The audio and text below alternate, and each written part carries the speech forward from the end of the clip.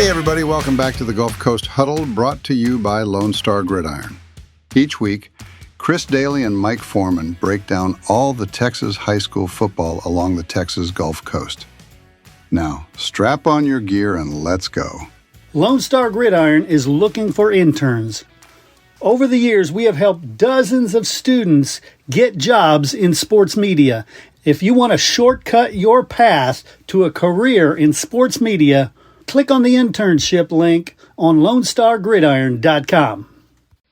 Hey, do you need topsoil, fill dirt, sand, mulch, gravel, limestone, you name it? Do you need that delivered and or spread?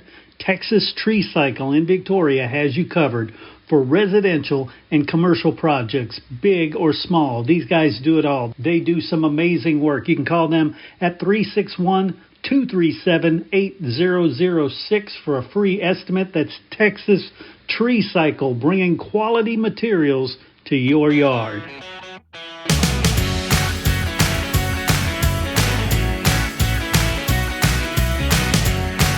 All right, everybody, welcome back to the Gulf Coast Sports Report. I'm Chris Daly, joined always by Mike Foreman. Mike, how are things? Going well, Chris.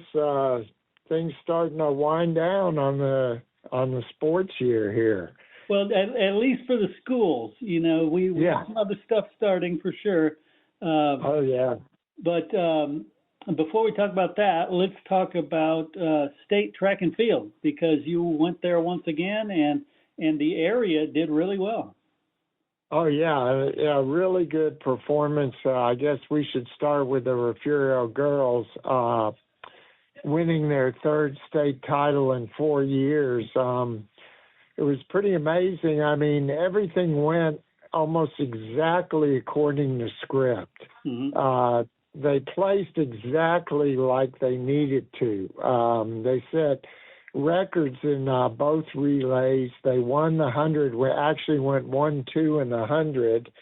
And I should mention Jasmine Howard, who won 4 medals to bring her career total to 13. Wow. Which that actually ties Alexa Valenzuela for the most medals, female medals in Refugio history. Of course, Toya Jones. A lot of people remember Toya. He has the record for most individual medals. But great showing by them. We also had Edna. I know they had hoped to win a title. That didn't happen. I think they ended up finishing third. Right. But their mile relay, them and Goliad really put on a spectacular race.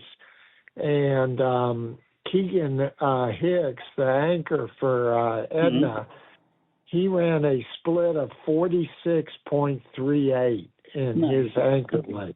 I mean, amazing. Yeah, he was behind when he took the baton and caught him and passed him and held on. It was really an incredible race.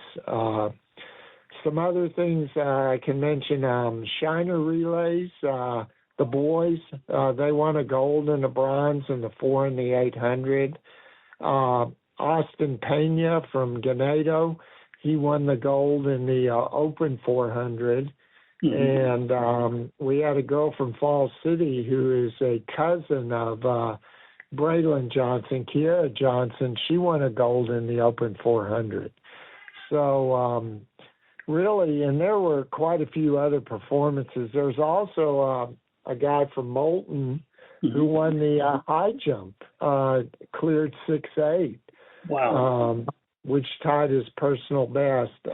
So really a great performance by the area. I mean, pretty much everything was accomplished that I think people hoped. There were a few things that, didn't go as well as hoped, but on overall, I'd have to say this was excellent meet for the area.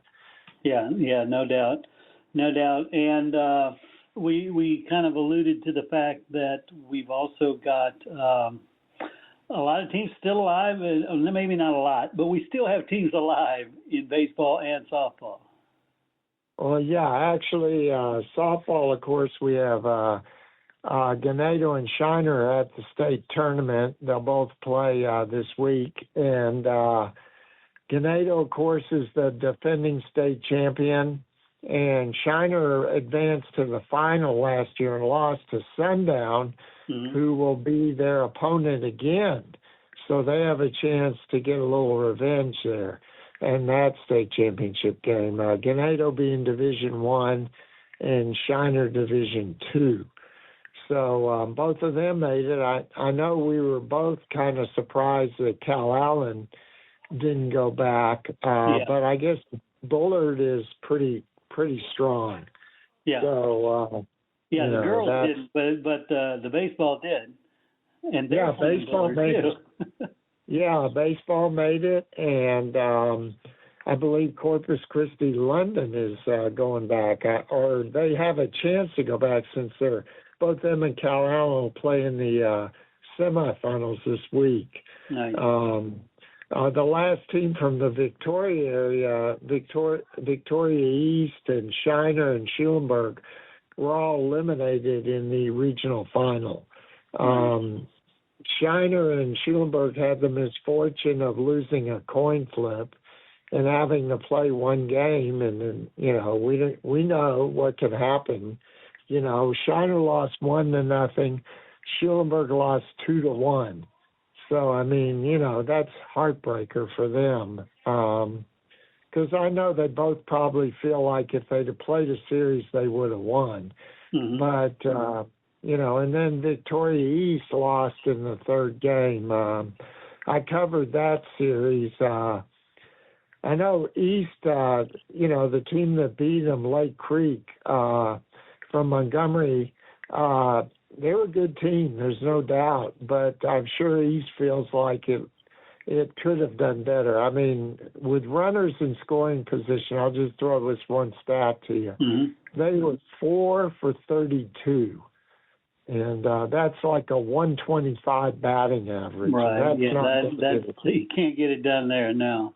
No. So, and the odd thing is, during the season, they hit over 300 with runners in scoring position. So they just didn't get the key hits in that series, and that's what happened. So Lake Creek, which I believe Lake Creek also has a softball team there.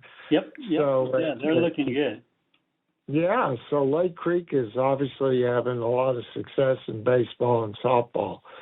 And so that took care of that. And so we'll find out this week whether we have a state champion in softball or not. Yeah. Oh yeah, and St. Joseph, too. They're St. Joe. Yeah. They won state. Yeah, right. So did And so did Hallettsville Sacred Heart, actually. Nice. So both of those private school teams, I'm not really sure why they put their state championships the week of the state track meet. But, St. Joe, quite a feat for them. And they pretty much, on the road to state anyways, they pretty much dominated. Yeah, they did. And then they played Midland Christian in title game 10-1. I mean, it was not much of a contest. Yeah, so that was a great season for St. Joseph too. For sure. So and then I know we have some as we start to turn our attention to the summertime. I know there's some 7-on-7 state qualifying tournaments coming up.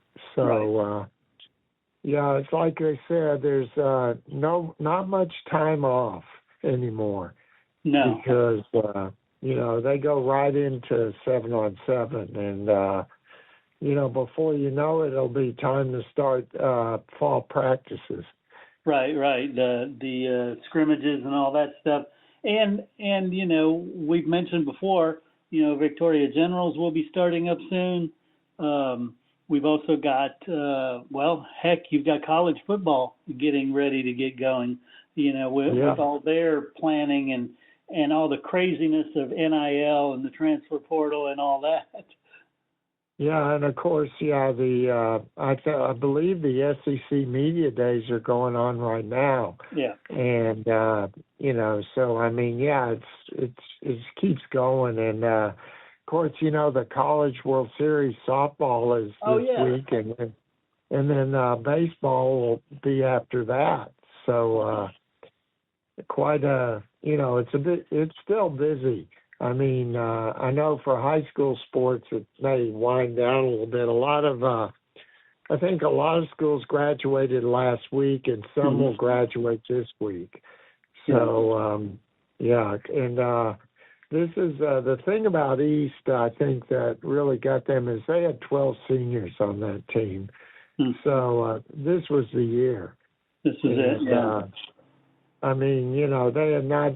The last time they went state was 2014, and they advanced to the state final before losing. But but from what I hear, Alito supposedly has a pitcher that's supposed to be pretty dominant. So I would think in 5A, Alito's probably the favorite. I would think so. Yeah. There are some other good teams, though. Obviously, I mean, you come out of this South Texas bracket in baseball, you're usually pretty good. Right. Yeah, definitely. Right. So yeah, you've got state coming up, and then that's pretty much it after that, right? Well, yeah, and then I believe there are some SQTs coming up, and we're gonna try and take a little time off here and go visit the granddaughter in Tulsa, nice. and then get back to it. Nice. Yeah, I just finished visiting the grandson in Austin. Much easier trip to go to, so I can do it more frequently. Yeah, that's the thing with us. We do a lot of FaceTime, but that's what happens sometimes. But we still got. Just hope the weather cooperates. I know there's supposed to be some storms, but I think the days of the tournament, I think they're supposed to be okay. And from what the coaches were telling me, the UIL has some alternate sites that are turf, because UT's field is not turf. Right. So in case of rain, and I'm sure UT knows, they'll have the field tarped. And, so in case it is too wet, I guess they have some alternate sites. Right. And hey, before I let you go, I want to remind the audience that this show comes out first on our Substack for the subscribers. If you're a paid subscriber there, you get it a day ahead of everybody else. And, if you can wait, you can get it for free. No worries. But did want to let you know that you can get it on our Substack ahead of everybody else by a day. Right. And, I'm getting a lot of people. We're covering a lot of stuff, and we hope to even cover more in the future. Yeah. And so check out the Gulf Coast Sports Report on Substack, and you'll see what kind of content we have there. And I think it's the kind of content that people have gotten used to, over the past 4 decades or so. And I think that's what we want to do, is provide that kind of content to people. Yeah. Well, and the numbers don't lie. We can see what percentage of people are opening it, and we can see what it is you guys want to hear about or read about, and we're taking our notes from those, and we're telling you, hey, if you have somebody, a team, a player, a sport that you think should have some more coverage, reach out to us. Let us know, and we'll definitely get you guys covered. Right, and also, like, for instance, if a coach is looking for a game, or you have a tournament, you're looking for teams, send us a note or an email, shoot us an email, and we'll post it. Yeah. Because we want people, to be aware of stuff. So, go ahead, and we're happy to help out. Right on.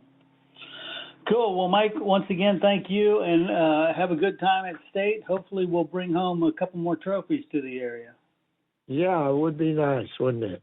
Yes, sir. Yes, sir. All right. Take care. All right. Thanks, Chris. Take care.